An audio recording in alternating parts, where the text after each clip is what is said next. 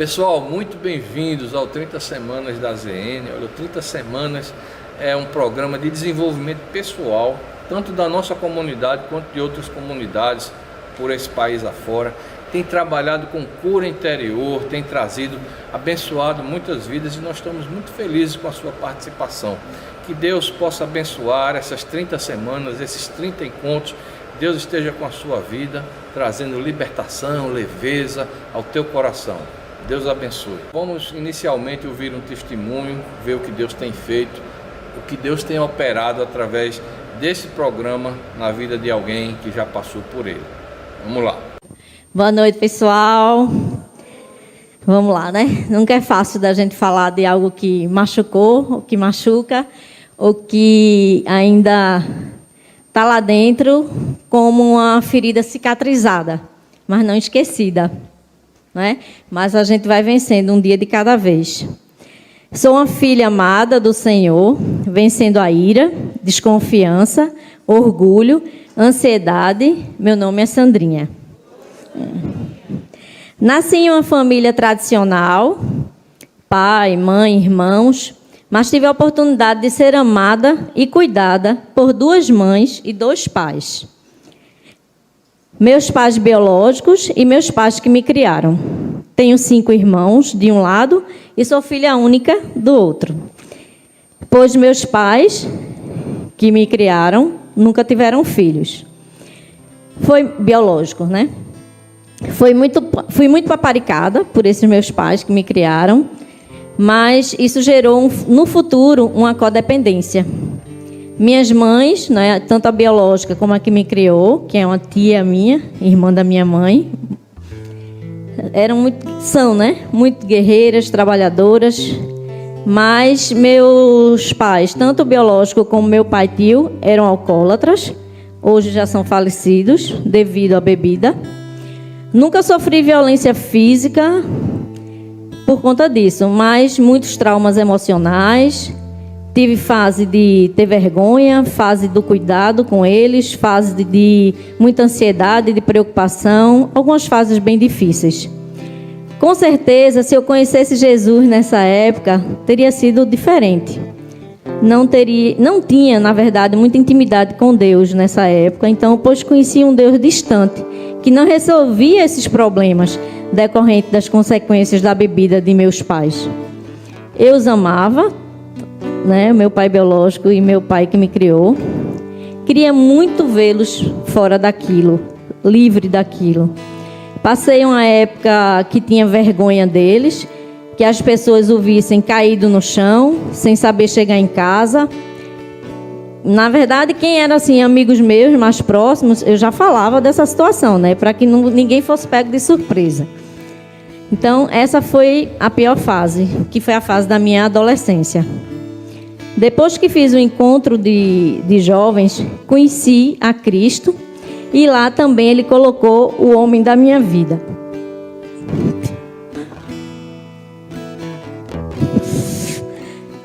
Estamos casados há 26 anos, que muitos conhecem, Henrique. Já estamos juntos, né, entre namoro e casamento, 34 anos de relacionamento. Crescemos muito, né, desde então. E mais ou menos 7 anos atrás eu conheci o CR, hoje 30 semanas. E o incrível é que também Henrique fez, né, na mesma época. A partir daí muita coisa mudou no nosso relacionamento, claro que para melhor, né? E eu acho que assim, tenho certeza que a primeira decisão mais importante que vocês precisam ter é fazer o programa por completo. Ele mudou muito. Cada vez que assim a gente vai vivendo, você vai descobrindo cada vez mais as coisas que você precisa tratar, melhorar, pois a nossa vida é cíclica. Então, temos nesse período, né, do ciclo, você precisa realmente admitir, confiar, entregar, depender, obedecer, confessar, reparar e, por fim, compartilhar. Sempre na nossa caminhada rumo à cura. Só que, após o programa, vamos descobrindo os gatilhos que nos fazem que nos fazem cair. Então, temos que estar sempre alerta para não nos decepcionarmos com nós mesmos. A decisão após o retiro de estarmos com o nosso confidente foi libertador para mim. Pedimos perdão a Deus para sermos perdoados e confessamos um ao outro para sermos curados. Isso é real. Confiar em alguém é algo que pega muitas pessoas, mas durante o 30 semanas, vocês já perceberam que aprendemos a confiar. Vocês vão perceber isso cada semana, pois é necessário para sermos curados. Espero que você, assim como eu, tenha conseguido se libertar dessas correntes que nos aprisionam. Se ainda não fez, faça. Seu confidente estará à sua disposição. Todos nós que estamos aqui temos esse pacto de confiança que tem que ser respeitado. Hoje tenho mais controle com minha ira. A partir desse programa, aprendi a confiar. O orgulho ficou no passado e a ansiedade no mar do esquecimento. Convido você a se deleitar nas leituras desse livro. Se você não conseguir grandes mudanças, esse é um trabalho de formiguinha. Vivemos um dia de cada vez, mas tendo como propósito mudanças, curas, libertação. O Senhor tem grandes coisas a fazer na sua vida. Você precisa se permitir, sem vergonha, sem medos, com muita coragem, determinação e um relacionamento cada vez mais íntimo com o Senhor. Deus abençoe a vida de cada um de vocês e obrigada pelo silêncio. Pronto, pessoal. Agora a próxima fase, a próxima etapa dessa noite é com a palestra referente a esta semana. Então vamos ser abençoados aí com a palestra. Nós passamos aqui pela decisão admitir. Não é verdade? Tivemos aqui 4 encontros. Além do nosso encontro de abertura, nós passamos admitindo que eu preciso restaurar meus relacionamentos. Nós admitimos que precisamos de um confidente. Nós admitimos que já passei pelos 3 estágios da negação. E também admitimos que fazemos uso de compensações. Hoje nós estamos entrando aqui por uma nova decisão, que é a decisão muito importante, que é a decisão de confiar. Então nós estamos entrando hoje nessa decisão.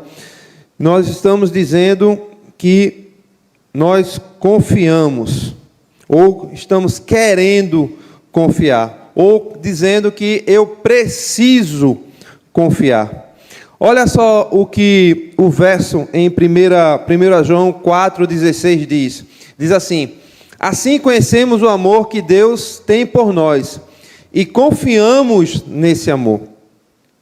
Deus é amor.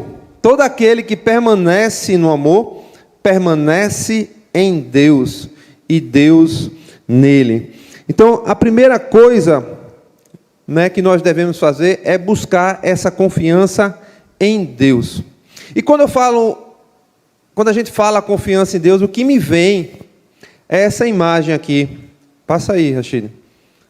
Essa imagem é a imagem.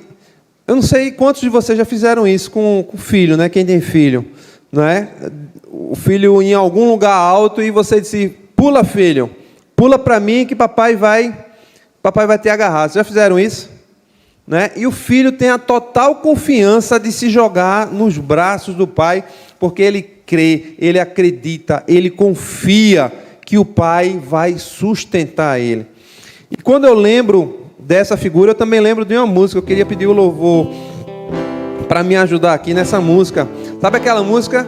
Como criança me gira no ar. Então, preste atenção a essa música.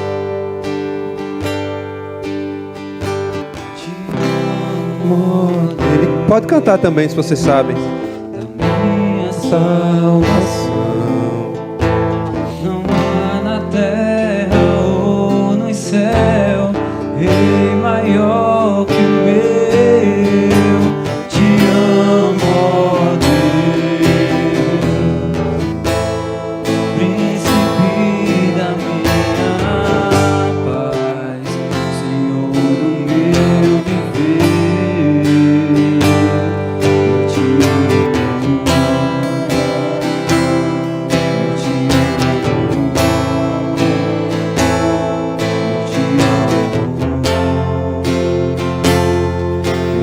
Você podia ficar de pé para cantar isso para o Senhor?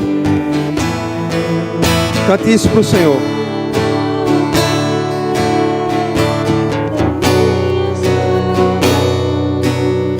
Talvez você tenha algum impedimento de cantar isso, mas exercite agora dizer isso para o Senhor.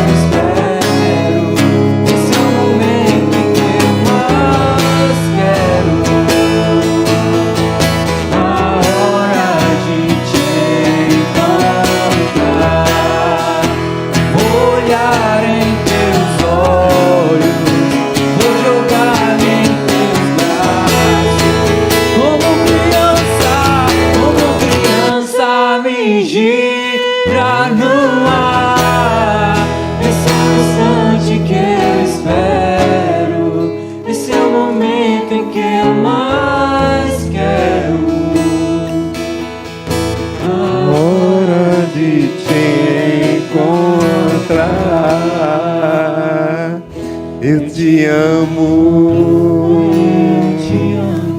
eu te amo, eu te amo, ó Deus, eu te amo. Amém. Já disse a galera do louvor, agora eu só estou querendo ser o cantor. Ó. Mas olha, eu quando eu louvo isso assim, né?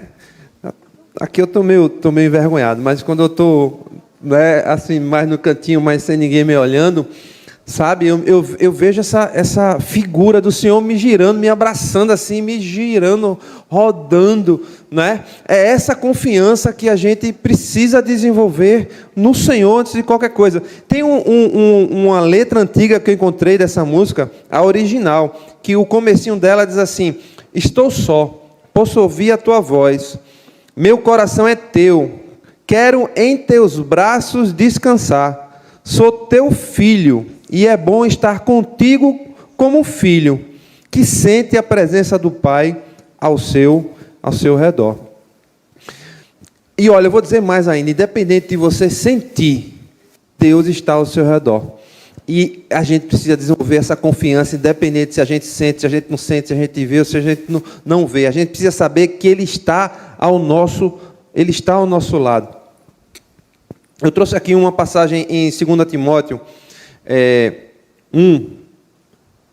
Eu vou para o verso 9 e 10, que diz assim, né? No finalzinho do verso 8, ele diz que, segundo o poder de Deus, um Deus que nos salvou e nos chamou com uma santa vocação, não em virtude das nossas obras, mas por causa da sua própria determinação e graça.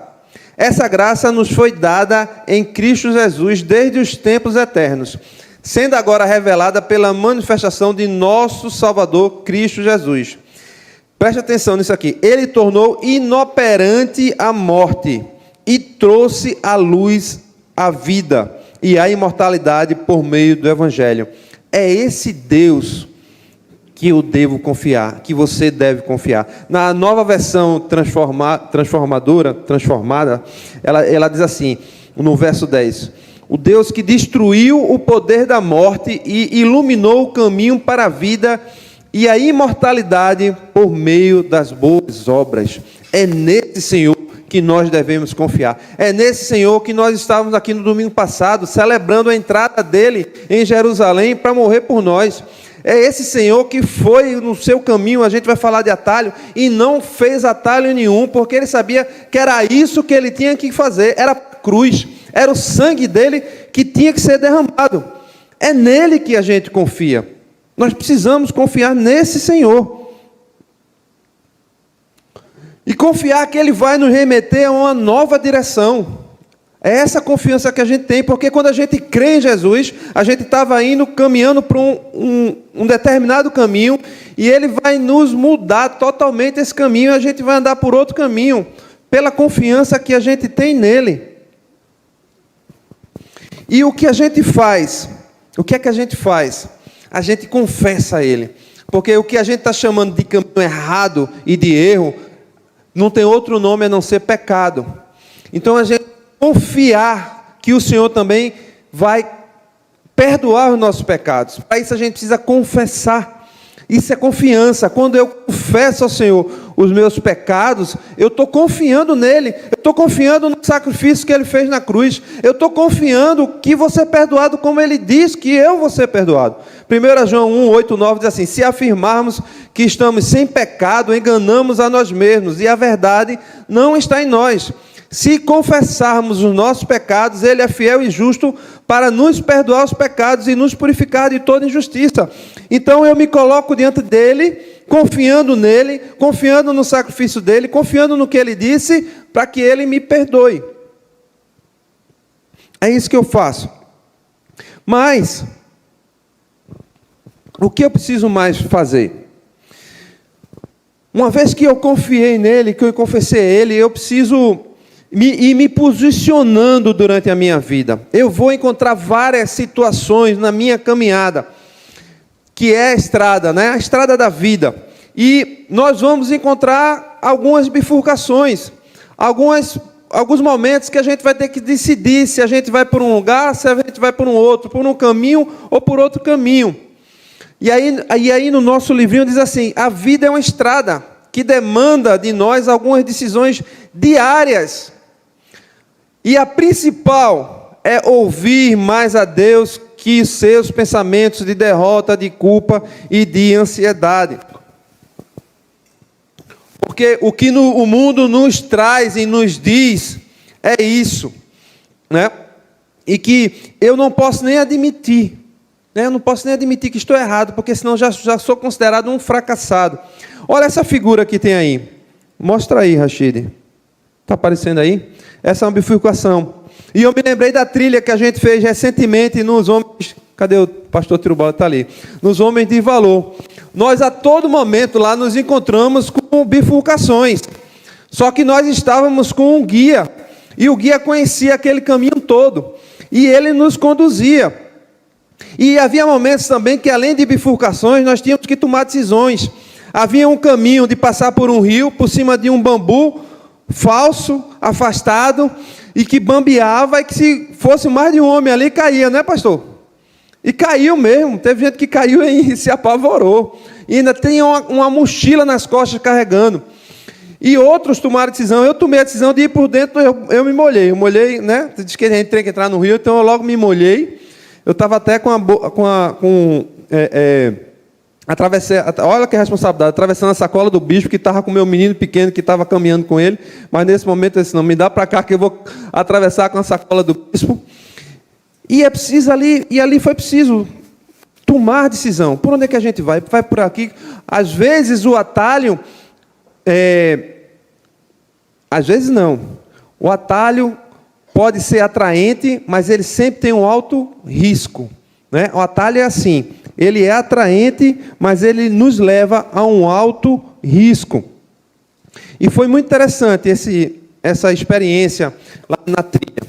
E eu me lembrei disso aqui. Em quantos momentos nós passamos ali? Tem um lugar que tinha lama, tem outro lugar que tinha mais água. Tem um lugar que era mais seco, mas era mais longo. E a gente tinha que ir tomando decisão. E assim é a nossa vida.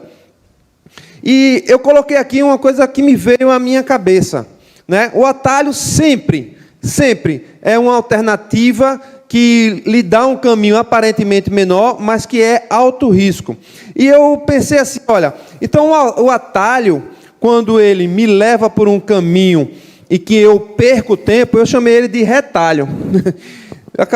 Eu inventei isso na minha cabeça, porque eu tomo um retardo. Eu vou por um caminho que não me levou a lugar nenhum e eu vou ter que voltar para o ponto onde eu estava e vou ter que recomeçar novamente. E, às vezes, como nessa trilha daqui específica, o atalho pode ser uma alternativa. Não é porque o cara lá que estava nos guiando, ele conhecia exatamente o caminho. Então tinha caminho, se a gente fosse por um lugar, a gente ia caminhar 18 quilômetros. Por outro, a gente ia caminhar 6 quilômetros a menos. Então, ele era meio que o nosso GPS ali dentro daquela mata. E ele nos conduzindo. Mas na nossa vida, no caminhar da nossa vida, na nossa vida real, o nosso GPS é Deus. É a Ele que nós precisamos perguntar. Porque diferentemente daqui, Jesus disse que só existe um caminho, e que Ele era o caminho, a verdade e a vida. Essa história de que todo caminho, para nós que somos cristãos, que temos essa fé, que todo caminho leva ao mesmo lugar, não é verdade. O que nós cremos é que Jesus nos leva a esse caminho. Então é Ele que nós devemos ouvir, é a Deus que nós devemos ouvir.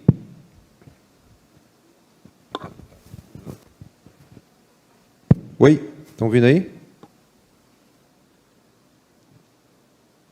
Atos 17:11. Atos 17:11 diz assim: diz que os judeus, os que moravam em Bereia, eram de mais valor do que o de Tessalônica, porque eles ouviam a palavra, mas eles iam examinar se era exatamente assim.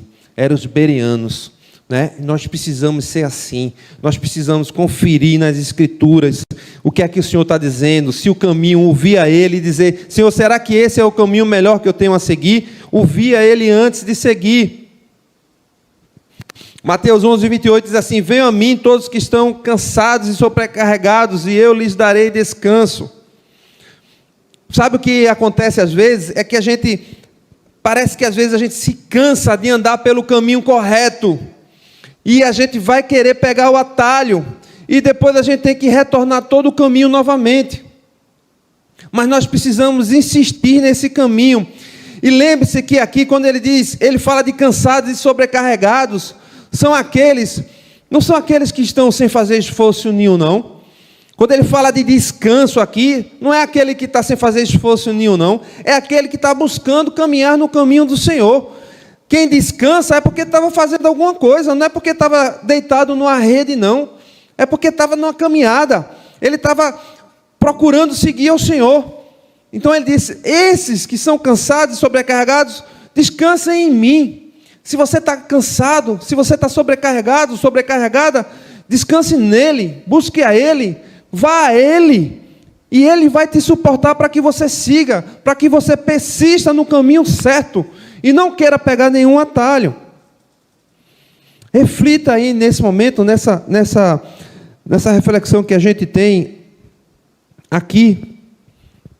Se você tem alguma dúvida sobre caminhos que deve seguir, pare nesse momento e reflita. Mas nós precisamos seguir, então. E a primeira coisa que nós precisamos seguir fazendo é isso. É escolher ouvir a opinião de Deus. Tem um cântico, né, que é Além de Ti, e que em um certo momento ele diz: espera no Senhor e confia, E quando a gente ouve essa palavra espera, parece que leva a gente a um sentimento de inércia, de não fazer nada, né, de estar parado. E eu creio que não é isso que se deseja, né, no que se está dizendo aqui. É esperar no sentido de confiar. Se você está atravessando a BR-232, você está ali naquela engravatada, né, que tem a passarela, mas ninguém passa pela passarela, o povo vai pelo meio da pista. Você está atravessando a BR-232, olha que vem uma carreta, e você resolve parar no meio da pista e dizer assim, eu vou parar e esperar que ela pare. O que é que vai acontecer? Provavelmente ela não vai conseguir parar, porque você já estava num ponto que ela já vinha em alta velocidade, não é? E você não vai se dar bem. Então, o esperar aqui não é esse. O esperar é esperar seguir fazendo o que você precisa fazer, seguir fazendo o que tem que ser feito, mas seguir confiando no Senhor. E o Senhor vai prover, o Senhor vai lhe capacitar. O Senhor vai lhe capacitar para ultrapassar todas as dificuldades que você tiver que ultrapassar. Isso é confiar. Não é simplesmente ficar deitado na cama esperando que tudo aconteça, não. É você seguir fazendo o que você tem que fazer. Olha o que esse verso diz aqui, Provérbios 3, 5 e 6, diz assim: confie no Senhor de todo o seu coração e não se apoie em seu próprio entendimento. Reconheça o Senhor em todos os seus caminhos e Ele endireitará as suas veredas. Veja que aqui tem 3 verbos principais. O primeiro é confiar. Confie. E esse é com a gente. Esse aqui é para nós. São ações que nós precisamos fazer. Confiar no Senhor. O segundo é reconhecer. Reconhecer o Senhor. É comigo isso também. E aí quando eu confio, que eu reconheço o Senhor, o que é que diz aqui o outro verbo? Ele endireitará. Aí é com Ele agora. Mas eu me posicionei, eu tomei a ação de confiar, eu tomei a ação de reconhecê-lo, e Ele agora que vai endireitar os meus caminhos, porque eu estou caminhando nele, eu estou confiando nele. O bispo falou isso na nossa pregação de domingo, e também falou ontem, na renovação dos votos pastorais. Confiar nele. E aí eu posso então reconhecer as minhas fraquezas, aquilo que o mundo diz. Não reconheça, não se mostre fraco para o mundo, porque você vai ser um derrotado se você fizer isso. Mas não, diante do Senhor, Ele quer mesmo é que eu reconheça, que eu diga, que eu verbalize, que eu me prostre diante dEle, que eu reconheça isso. Diante dEle eu preciso ser assim, para que eu seja forte perante os homens. Não é que eu seja falso perante os homens, não, mas é para que eu tenha força nele e para que eu possa seguir minha caminhada nele, me posicionando na vida e tomando as minhas decisões conforme os caminhos que eu for trilhando. Então a fraqueza é minha, eu mostro isso a ele, eu coloco diante dele, mas aí ele me fortalece, a força é dele. Quando Paulo diz que eu posso tudo naquele que me fortalece, é que eu posso passar e enfrentar todas as coisas, porque eu tenho ele por trás de mim me fortalecendo, não é? É isso que ele quis dizer, eu posso enfrentar tudo. Esse verso é tão distorcido. Aqui existe uma frase também que eu notei no livrinho, que diz assim: humildade e dependência são chaves preciosas para a vida vitoriosa. Porque quando eu faço assim e me coloco diante do Senhor, eu estou fazendo exatamente isso. Eu estou me colocando de forma humilde. Eu estou me reconhecendo a minha dependência diante dEle. E isso é a chave para a vitória. Agora preste atenção, quando a gente fala em vitória, quem é que tem vitória? É quem está deitado na cama? É quem está se entregando? É quem está enfrentando alguma coisa, não é? Então, para que você tenha vitória, você tem que estar enfrentando alguma coisa, é isso que ele diz aqui. Só que, deixa eu falar uma coisa para você, a nossa grande vitória já chegou, gente. Jesus já morreu na cruz, e nós já temos a vida eterna e uma promessa para todos nós. A vitória, a outra vitória que a gente diz aqui, que a gente costuma dizer, e é preciso que a gente separe, são essas lutas diárias que a gente tem. É a luta com a gente mesmo, né? Conosco mesmo, é a luta com as nossas coisas, é a luta que a gente tem com a expectativa que a gente tem do outro, é a luta que a gente tem com a expectativa que a gente coloca de Deus com coisas que Ele não prometeu, que não são projetos dEle, e que eu formulei na minha cabeça e eu fico esperando que Ele faça. E eu nem estou fazendo, eu nem estou plantando para colher isso que eu estou querendo, e estou querendo que Ele me dê, e nem plantei. Eu plantei uva, estou querendo colher banana, ou banana, né, que é mais vamos dizer, banana para colher uva, que é mais nobre. Né? Então você nem plantou e está querendo colher. Como você vai colher se você nem plantou? Que vitória é essa diante das suas lutas se você não está semeando para poder colher?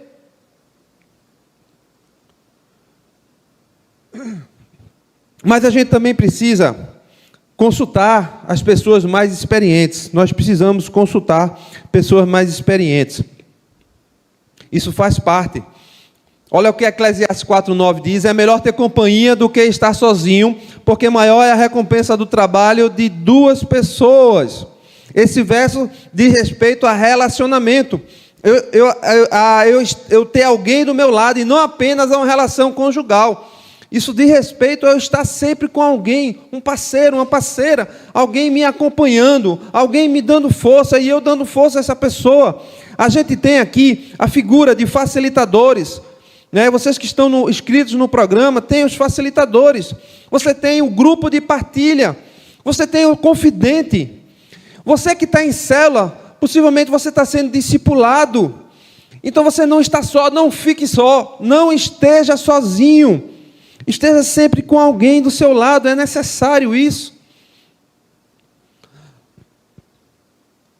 Agora, necessariamente, uma pessoa experiente não é uma pessoa que é mais velha do que você, e nem uma pessoa que tem mais tempo de igreja do que você. Porque muitas vezes a pessoa está na igreja, mas não adquiriu maturidade, porque ela está vindo para os cultos, mas ela não lê a palavra todo dia, ela não tem uma intimidade com Deus todo dia, ela está de culto a culto, de evento a evento, de programa a programa, mas ela não se enraiza no Senhor, na palavra dEle, porque só Ele pode dar raiz a qualquer pessoa. Mas existem pessoas maduras, e ela pode ser mais nova do que você, ela pode ter menos tempo de igreja do que você. Então você vai até ela, e você se aproxima, e você se relaciona, e você troca experiência com essa pessoa. E sabe o que acontece? Olha aí também o que diz no livrinho: a experiência compartilhada cura quem compartilha e cura quem ouve. Na hora que Sandrinha está aqui dando testemunho, ela está compartilhando, está ajudando alguém de repente a se identificar com o testemunho dela, mas ela também continua sendo sarada, curada, tratada disso e de outras coisas que a gente vai descobrindo. Mas o que acontece é que quando a gente erra, quando a gente peca, a nossa tendência é de isolamento, é de entrar na escuridão, na solidão, é me esconder, é me isolar. E isso é engano do inimigo, engano da sua mente também. Às vezes não é nem o inimigo, é você. É você que está se isolando, é você que não está com coragem de enfrentar as coisas. Você precisa vir à luz, você precisa trazer isso à luz, que só a verdade do Senhor é que vai trazer cura. E aí você precisa compartilhar com alguém, para que alguém lhe ajude nessa caminhada. Eu só passei a curar muitas coisas na minha vida com quase 50 anos de idade, porque eu não sabia disso, eu não sabia que eu necessariamente precisava compartilhar. Eu achava só que eu tinha que pedir perdão a Deus e confessar meus pecados e ser perdoados, mas eu não entendia que eu precisava de compartilhar, botar para fora, colocar para fora, dizer o que eu estava sentindo, e aí eu estava acumulando, e eu estava uma pilha, e eu quase que fui numa depressão. Não fui, graças a Deus, mas eu quase cheguei numa depressão. Ninguém podia olhar atravessado para mim, ou deixar de falar comigo aqui na igreja, porque eu já achava o que foi que eu fiz com essa pessoa. O que foi que eu fiz? Tinha uma pessoa aqui na igreja que eu olhava assim, e eu criei uma expectativa de recepção dela que não existia, e isso foi um grande problema para mim. Mas o problema estava comigo, estava dentro de mim. E eu só pude resolver isso quando eu comecei a falar, colocar para fora tudo que eu tinha. E aí eu comecei a ser sarado, tratado, a minha autoestima estava lá embaixo. E aí isso começou a ser mudado na minha vida. Reflita. Agora, nesse instante, você tem dificuldade em confiar em outras pessoas. Porque às vezes a gente coloca essa desculpa para não compartilhar. E aí sabe o que acontece? Você nem confia e nem você é curado. E sabe o que acontece? Você continua sofrendo. Você continua da mesma forma. Você pode passar pelo 30 semanas. Se você não compartilhar, você não vai ser sarado. Vai ser mais uma experiência de vida, mas você vai ter que voltar outro ano. E ainda digo mais, se você compartilha agora, você vai querer voltar no outro ano para compartilhar mais coisas, para, sabe, ser tratado de outras coisas também, porque é assim que a gente vai caminhando. Mas a gente também precisa, um terceiro ponto aqui, é separar um tempo para realizar um exame pessoal, uma autoanálise minha. Eu preciso parar. Eu tinha um problema com isso.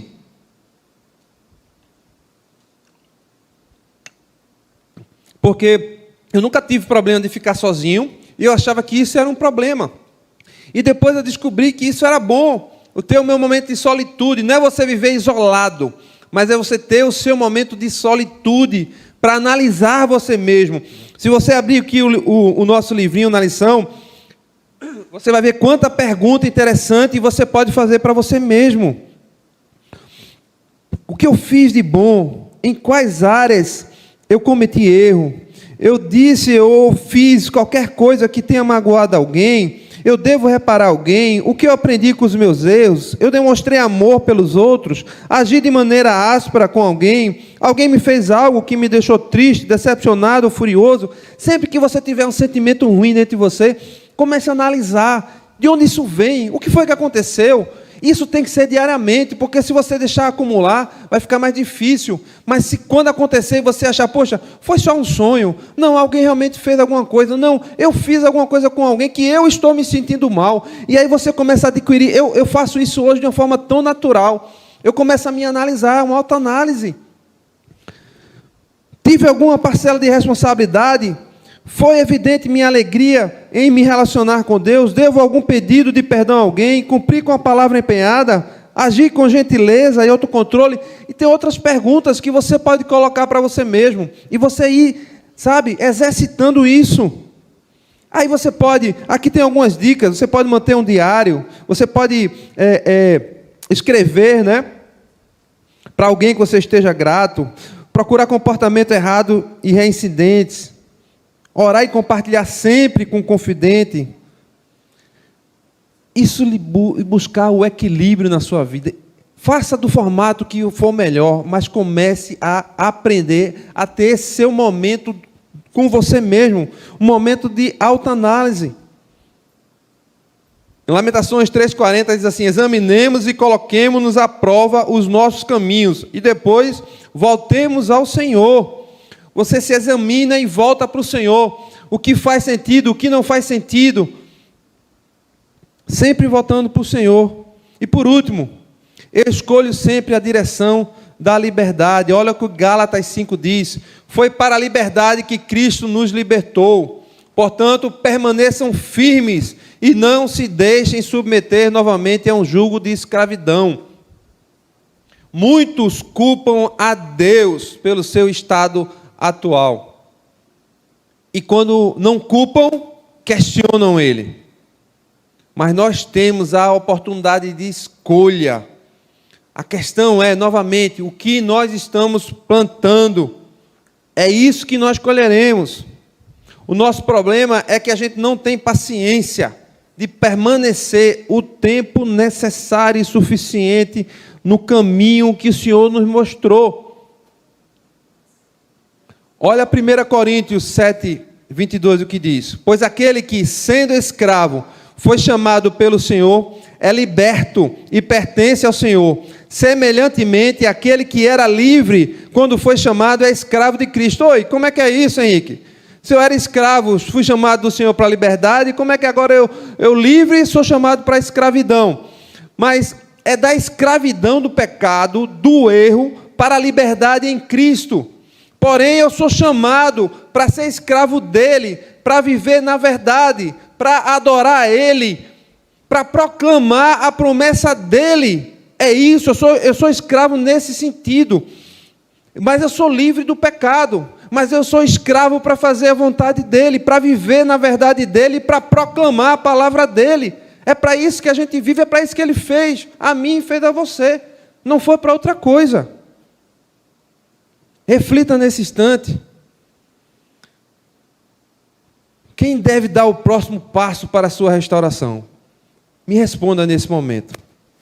Mas responda alto e forte. Quem deve dar o próximo passo para a sua restauração? De novo. Quem deve dar o próximo passo para a sua restauração? Está filmado. Está filmado. É você, não sou eu. Não é ninguém, não é o outro. Não é seu pai, não é sua mãe, não é sua esposa, não é seu marido, não é seu filho, não é a nora, genro, seja lá quem for. Não coloque a culpa em ninguém. Sou eu que tenho que dar o próximo passo para me melhorar, para me restaurar, para me mudar. Sou eu. A responsabilidade é minha, não é o outro. Não olhe para o outro, não bote culpa para o outro, porque se você olhar para o outro, a responsabilidade fica com ele e você tira a possibilidade de mudança em você. Porque se o outro não mudar, você nunca vai mudar. Entende isso? Isso é para você também que está aí no YouTube, viu? E sabe como Deus trabalha? Ele trabalha de forma tal que as suas cicatrizes são os apontamentos dele para o seu ministério. Que ele quer usar a sua história para curar nos outros. Geralmente aquilo que mais lhe dói é o que vai ser curado, tratado, e é o que você vai usar no seu ministério. A gente estava conversando isso aqui agora de tarde, no podcast que a gente estava gravando para o Arca. Deus vai trabalhar na sua dor, na sua dificuldade. Isso não vai se perder, vai ser doloroso. Já é doloroso, é duro, mas isso não vai se perder. Se você se entregar a Ele, para Ele curar e sarar, você vai ser usado para curar outras pessoas. E não se negue a isso, porque você precisa fazer isso. Para acabar. Então a gente precisa confiar em Deus antes de qualquer coisa. E olha, quem confia em Deus, se a gente confia nele, a gente vai sim confiar um pouco nas pessoas. Dá o crédito que as pessoas... É tão ruim quando a gente pega alguém que não confia em ninguém, em mais nada. É muito ruim ter alguém do lado que não confia em mais ninguém. Essa pessoa acaba também perdendo a credibilidade. Ora, se a pessoa não confia em mim, eu também não vou confiar nela. Confiar em Deus, confiar nas pessoas, assim a gente vai ter um equilíbrio para acreditar apenas o suficiente também um pouco em nós. Não é ser arrogante, mas é confiando em Deus e dando crédito às pessoas, a gente também vai confiar um pouco mais na gente. Esse é o milagre de transformação, o maior milagre que Deus faz, é de transformar as pessoas. Acredite que Deus muda as pessoas, os outros, e muda você também, mas é Ele quem muda. Você se dispõe, o outro é que tem que se dispor. Agora eu me disponho e Ele vai me mudar. João 8,32 diz assim: e conhecerão a verdade, e a verdade vos libertará. E conhecerão a verdade, e a verdade vos libertará. Senhor, eu quero te pedir, Pai, hoje, que haja uma libertação, Pai, aqui. Que o Senhor esteja nos libertando de botar culpa no outro, de transferir responsabilidade para o outro, de afastar, Senhor, a nossa confiança do Senhor, porque nós estamos culpando o outro. Senhor, nós reconhecemos, Pai, que nós temos mudanças que precisam ser feitas em nós. Nós declaramos a nossa confiança no Senhor. Nós declaramos a confiança nas pessoas que estão ao nosso redor, Pai. E nós nos dispomos a mudar e a transformar conforme a Tua vontade, em nome de Jesus. Você que está aí no YouTube, corra para clicar no link para você entrar na sala. E temos aqui a pergunta facilitadora. Você que está aqui, você vai para os grupos de partilha agora. E a pergunta facilitadora é essa: em qual momento a sua confiança foi quebrada? Lembrando, você pode conversar sobre essa pergunta. Você pode conversar sobre qualquer tema que foi falado aqui hoje, ou sobre algo que hoje está incomodando o seu coração. A pergunta facilitadora, ela dirige, mas ela não engessa. Procure compartilhar. Boa partilha para todos e boa noite. e até a próxima semana.